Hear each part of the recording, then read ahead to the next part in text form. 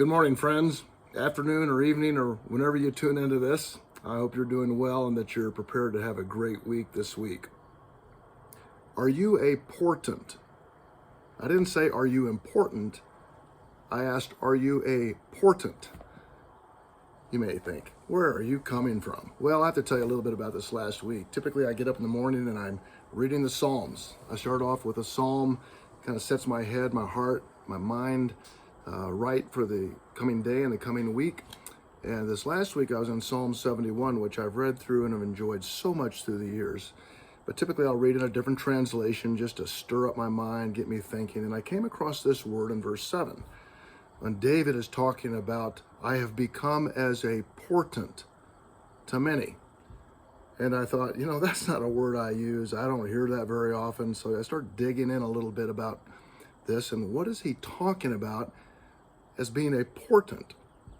So some of the translations will say, I've become as an example.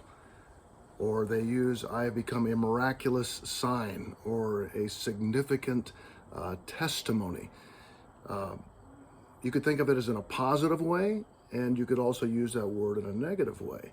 In fact, one of the translations talks about people being aghast or just shocked at a visual sight, almost like as they talk about Christ on the cross, they were aghast at some of the things that David went through.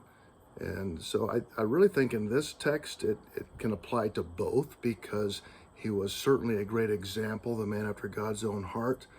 But he was also persecuted, lied about, deceived, mistreated in so many ways. And he went through so many challenges and hardships in his life. And he was an example in those. And I thought, what's really amazing, what it says is, I've become as a portent to many, but you are my strong refuge. Speaking of the Lord, you are my strong refuge.